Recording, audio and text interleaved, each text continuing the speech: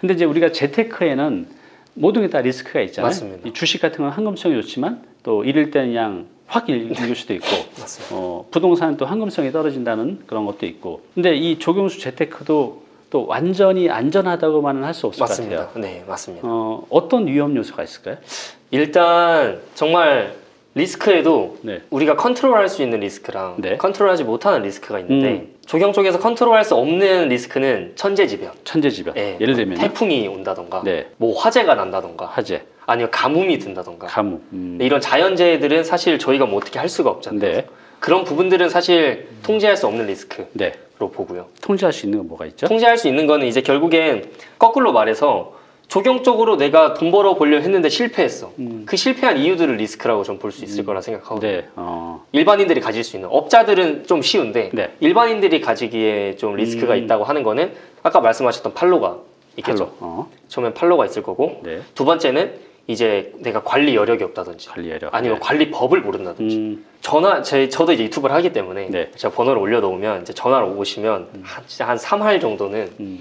제가 옛날에 업자 말 듣고 나무를 심었는데 네. 나무를 좀 팔아달라고 나무가 안 팔린다고. 네. 근데 사진을 보면 관리하셨어요? 아니요, 그냥 내복 쳐놔도 팔린다 해가지고 상태가 안 그런 좋구나. 나무를 누가 사겠어요? 그러니까 결국엔 아예 공부를 안 하신 거죠. 어떤 나무를 또 선택해야 되는지도 중요해요.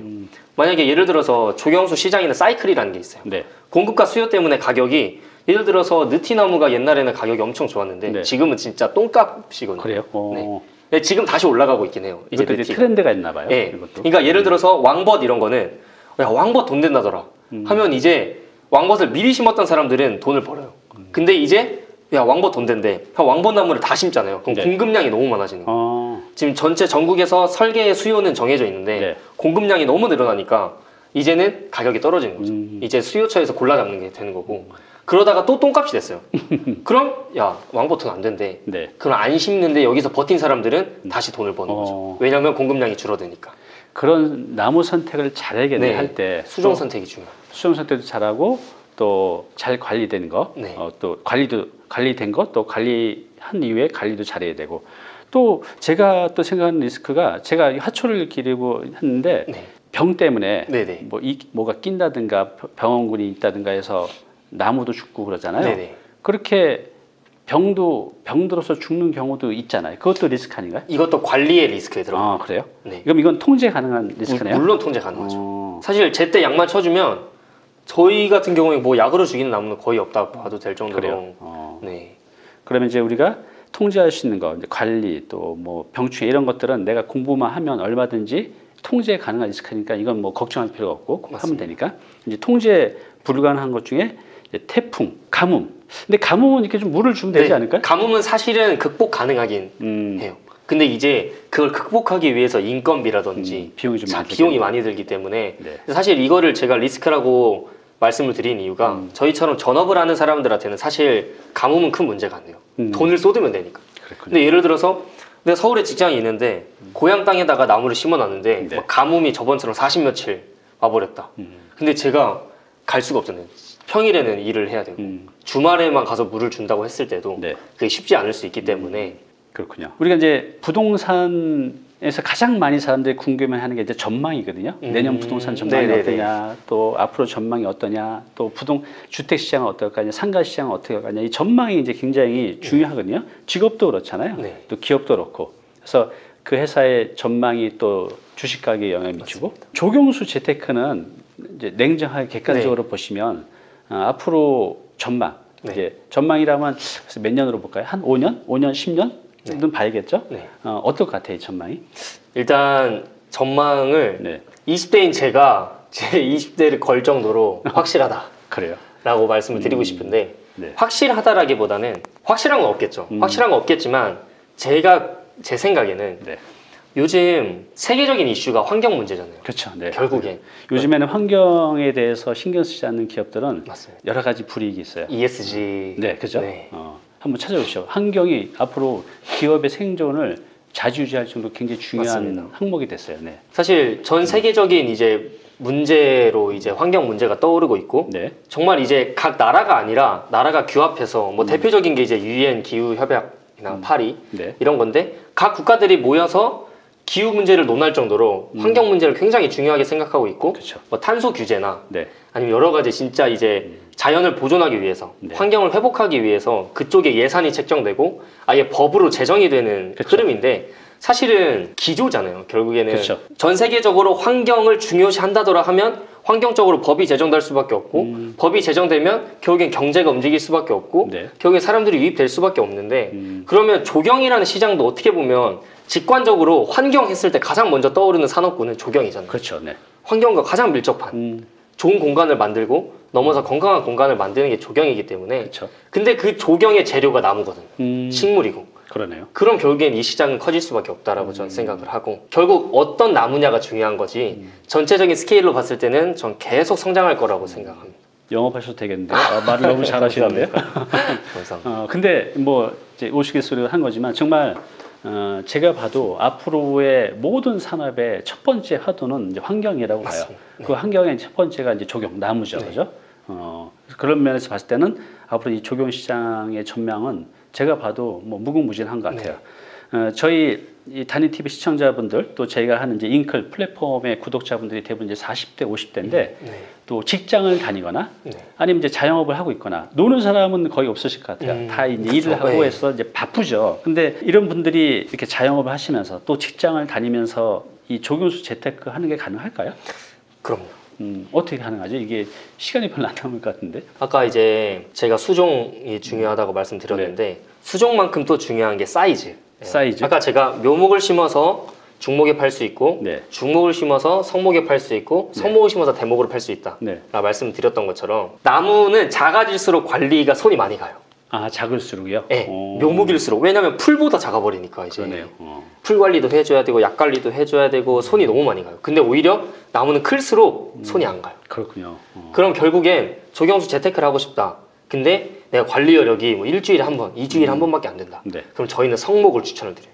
성목이 뭐죠? 이미 이제 점이라고 하는데 점수라고 하는데 네. R 네. 이제 8점, 10점 정도 되는 나무들을 저희는 추천을 많이 드리고요. 그런 것들이 손이 많이 안 가는 거. 네, 이미 나무가 수영이 완성이 돼버렸고 풀이 자란다고 해도 그 나무들 허리 정도밖에 안 자라기 때문에 뭐 딱히 약 관리나 이런 것도 많이 필요 없고요. 그래서 이제 시간이 많이 없는 분들은 뭐 자영업자나 또 직장인 분들은 네. 조그만 거 말고 어느 정도 성장한 거 네.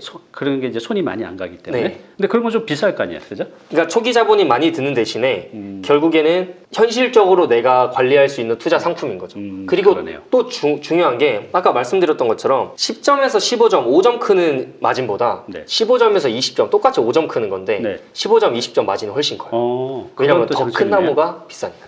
그러니까 클수록 더 비싸지네. 이게 무게당 얼마가 아니라 커질수록 네, 사실 10점짜리 나무는 3년 키워버리면 언제든지 시장에서 만들어낼 수 있기 때문에 네. 이 가격보다는 15점, 20점짜리 나무들이 시장에서 만들어내기 더 어려운 나무기 때문에 부가가치가 더 생기는 거죠. 또 시장에서도 그런 큰 나무들을 더 당연히 찾을 거 아니에요, 그죠? 네, 황금 사이즈가 있습니다. 근데 너무 키우겠다, 막 40점, 50점. 그건 이제 대량으로 나오지 않고 전략을 이제 잘 세우셔야죠. 그러니까 적당히 시장에서 가장 잘 팔리는 사이즈가 있군요. 네, 황금 사이즈가 있어요. 그래요. 자, 그러면 아까 그러셨잖아요. 이런 모든 재테크도 있지만 이 조경수 재테크도 모르고 덤비면 안 되잖아요, 그죠? 네, 맞습니다. 뭐 모든 건 다 내가 어느 정도 알게 되면 웬만한 위험 요소들은 다 극복할 수 있는데 너무 이제 그랬더라다 이렇게 하면 된다더라라고 해서 그냥 접근하는 건 아닌 것 같아요. 그러면 어느 정도 이제 공부를 하고 해야 되는데 이런 이제 부동산 재테크나 이런 금융 쪽은 뭐 유튜버들도 많고 책도 많고 학원도 많아서 공부할 때가 많은데 이 조경수 재테크는 어디 가서 어떻게 공부를 해야 될까요?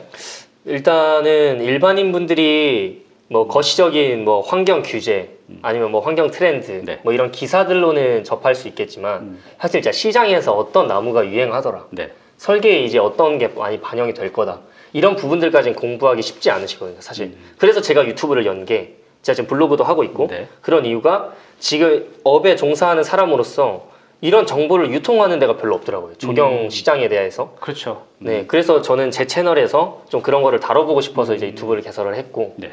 블로그도 하고 있기 때문에 사실 그 공부는 이제 제가 대신 해주는 유튜버로. 네. 여기 이제 나무시장이라는 유튜버 채널을 운영 중이니까요. 거기 가면 우리 이 청년께서 열심히 잘 알려주고 있습니다. 제가 그 일령 쪽에 가면 이제 묘목 파는 데가 있어요. 그래서 거기서 이제 꽤 많이 샀는데 그 이제 어머니하고 몇 군데 돌아다니면서 샀는데 제법 싸게 샀다고 생각해서 이제 샀는데 네. 며칠 뒤에 그 지나가면서 비슷한 묘목이 있길래 그냥 가서 물어봤어요. 이거 얼마냐고. 제가 산 금액의 절반밖에 안 하는 거야. 제가 그러면서 어떻게 한 10% 정도 차이 나면 이해가 되는데 가격이 2배 이상 차이 나는 거 보고 네. 이쪽 시장에는 이런 정해진 금액대가 없고 그냥 들쑥날쑥한가 봐요. 맞습니다. 이게 문제더라고요. 맞습니다. 표준화된 금액을 네. 우리는 또 알 수도 없잖아요. 그렇죠? 그냥 거기서 부르는 게 가격이니까. 맞습니다. 이런 이제 가격이 어느 정도 이렇게 표준화된 것을 찾아볼 수 있는 방법은 없을까요? 일단 사실은 뭐 기준이라고 하면 조달청 단가밖에 없는데 사업을 하시는 분들 알겠지만 조달청 단가대로 거래는 절대 안 되는 거고 네. 그냥 이거는 정부에서 그냥 다 마진 얹어서 해놓은 가격이지 결국에 시장가로 정해지는 거거든요. 네. 근데 저는 이 부분이 저는 어렸을 때부터 계속 고민한 게 이 문제는 결국에는 유통 채널이 투명하게 오픈되는 데가 없다라는 그렇죠. 문제에서 온다고 생각하거든요. 맞아요. 왜냐하면 사실 구매하는 사람들은 어떻게든 싸게 살려고 하고 파는 사람들은 어떻게든 비싸게 살려고 하는데 그렇죠. 이게 모두 한 곳에 모여 있으면 가격 비교가 가능한데 이거를 모아놓은 데가 없어요. 그러게요. 내 네트워크 상에선 이 나무가 제일 싼 건데 옆 동네에 갔더니 이게 더 싼 거였네. 근데 이 정보를 모아놓고 교류하는 데가 없기 때문에 이런 문제가 발생하지 않았나. 나무 시장에는 아직 그런 게 없나 봐요. 사실 뭐 트리디비나 네. 뭐 여러 가지 플랫폼들이 많이 나오고 있지만 결국에는 그 플랫폼이 데이터 관리를 못 하고 있어요. 그렇군요. 네, 만드실 계획이 있으신가요? 그럼요. 저 이제 서울로 올라와서 이제 창업을 이제 우리 이 청년께서 진짜 큰 꿈을 갖고 이 나무시장 재테크를 위해서 또 표준화를 위해서 또 누구나 속지 않고 네. 제대로 된 정확한 가격에 살 수 있도록 이제 플랫폼도 이제 만들 계획이 있다고 합니다. 네. 자, 좋습니다. 이제 우리 단위TV 시청자분들이 보면서 이제 관심을 가질 것 같은데 네. 제가 또 이제 걱정인 게 제가 만약에 한다고 하면 네. 어떤 나무가 이제 트렌드도 있다 그랬고 네. 어떤 나무를 찾고 땅을 임대해서 이제 거기 뭐 굴착하고 뭐 중장비도 들어가야 되고 운반하고 네. 또 심고 이 심는 것도 잘못하면 다 죽잖아요. 맞습니다. 그죠? 네. 그러니까 이런 것들을 개인이 하는 데는 분명히 한계가 있을 것 같은데 이런 게 이제 진입장벽인 것 같아요. 할 때. 네. 이런 거 어떻게 해결이 되죠? 사실 이 부분은 정말 외주를 맡기는 방법밖에 없어요. 그럴 것 결국에는 같아요. 조경회사를 끼고 이거를 총괄해 줄 수 있는 조경회사를 이제 찾는 수밖에 없는데 사실 그래서 저희가 컨설팅이라는 비즈니스 모델을 만든 이유가 유튜브를 통해서 일반인분들이 이런 걸 어려워하기 때문에 저희가 정말 수종 선택부터 굴취, 식재, 판매까지 저희가 이제 다 턴키 방식으로 그러시군요.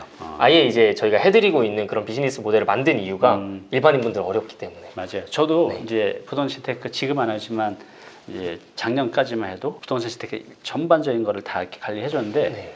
지금은 이제 제가 바빠서 못 하는데 그런 게 이제 필요한 것 같아요. 네. 그래서 양태님, 네.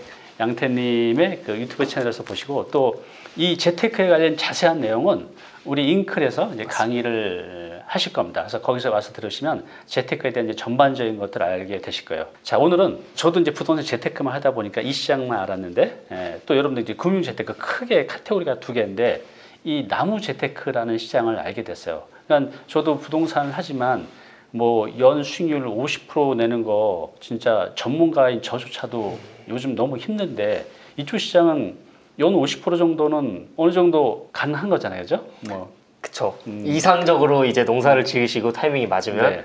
가능하죠. 그렇죠. 뭐 50%가 아니라 10%만 해도 괜찮죠, 네, 그렇죠? 맞습니다. 내가 크게 노력하지 않고 크게 리스크 없고. 그래서 한번 여러분들 관심 가지고 공부해 보시고요. 기타 이제 궁금한 건 채널 유튜브 채널 나무시장인가요? 나무시장의 양태입니다. 보시고 또 저희 잉클에서도 이제 강의하시니까 그 강의 보시면 이론적인 건 거의 다 아실 거예요. 그래서 한번 관심 가지고 혹시 노는 땅 있으시면 한번 테스트 삼아 한번 해보시고 확인이 되시면 본격적으로 뛰어들어도 괜찮을 것 같습니다. 자, 오늘 이렇게 나와주셔서 감사합니다. 불러주셔서 감사합니다. 네.